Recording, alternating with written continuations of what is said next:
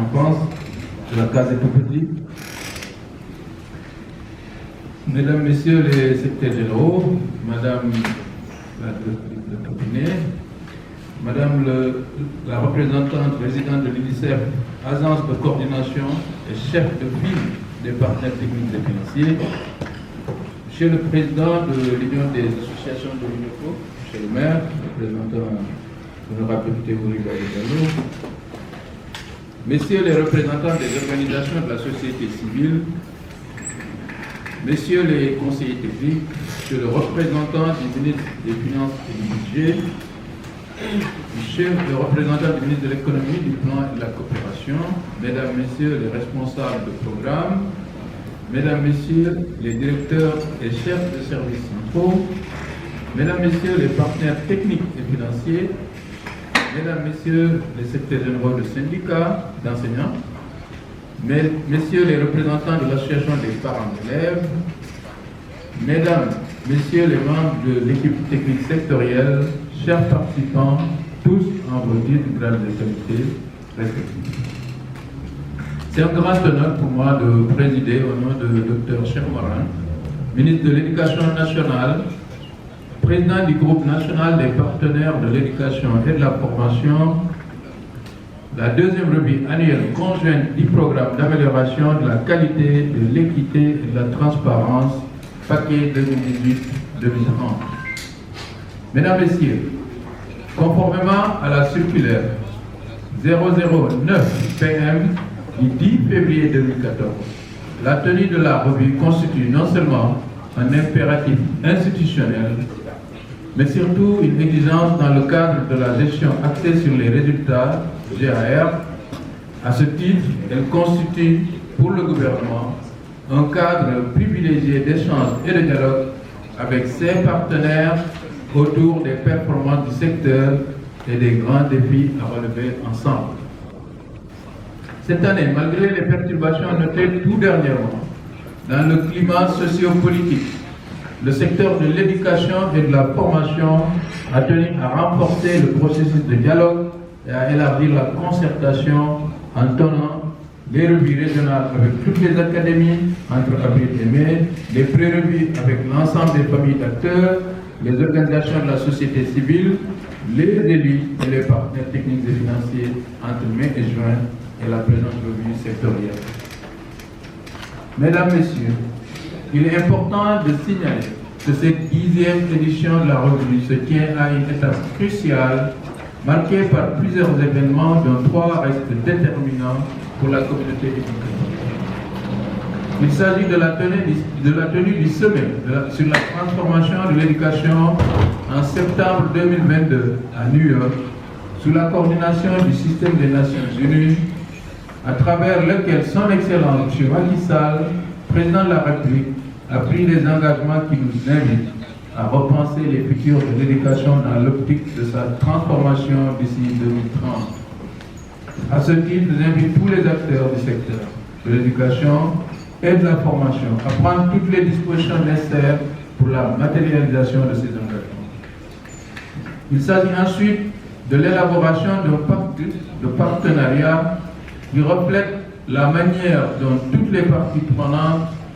œuvront ensemble de manière synergique autour d'une réforme structurante pour accompagner la transformation du système. Il s'agit enfin de l'évaluation de la phase 2018-2022 de notre programme sectoriel, le paquet EF, et l'élaboration de la prochaine phase 2023-2026, concomitamment à la formulation du PAP 3 du PSE, qu'il opérationnalise dans le domaine de l'éducation. Vous êtes déjà acteurs et témoins de ces 3 événements qui constituent des repères certains qui font de cette session une opportunité pour consolider le renouveau de notre système éducatif avec toutes les nouvelles ouvertures qui s'offrent au secteur. Mesdames et Messieurs, au-delà de cette réflexion contextuelle, cette revue sectorielle constitue surtout une occasion supplémentaire pour analyser avec l'ensemble du groupe national des partenaires de l'éducation et formation, GNPF,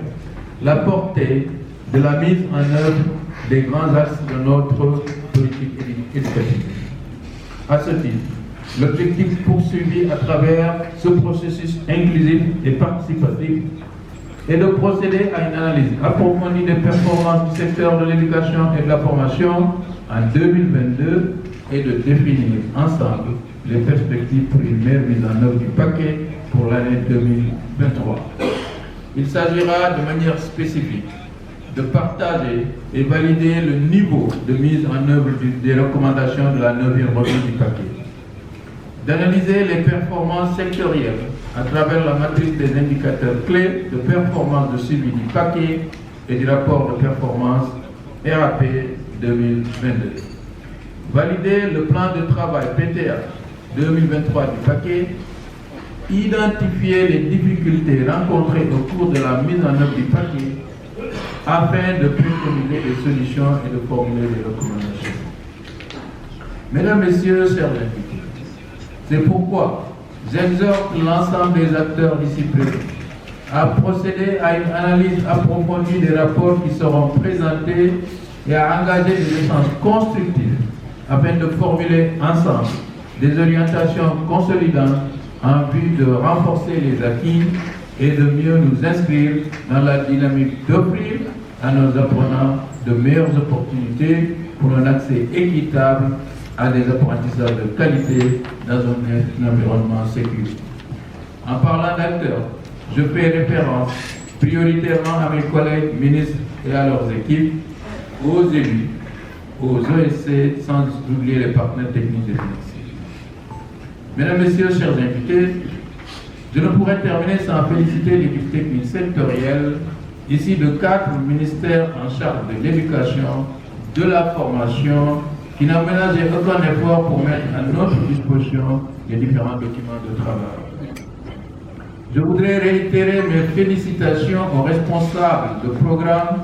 et aux responsables des services techniques du niveau central et du niveau déconcentré pour les performances enregistrées par les différents départements ministériels. J'aimerais également remercier l'UNICEF, agence de coordination, pour son leadership qui a facilité la contribution appréciable de l'ensemble des PTF.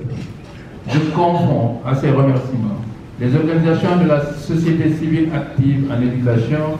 les élus et la coordination des inspecteurs d'académie pour leurs pertinentes contributions qui ont permis d'enrichir l'ensemble des documents de bilan et de programmation. Je tiens enfin à réaffirmer au nom de son Excellence, M. Macky Sall, président de la République du Sénégal, l'estime et la reconnaissance de toute la nation à tous les partenaires de l'éducation, OSC, élus locaux, PTF et syndicats d'enseignants, pour leur concours constant dans la réalisation des objectifs que nous nous sommes fixés pour un service éducatif équitable et de qualité. Je vous remercie de votre attention.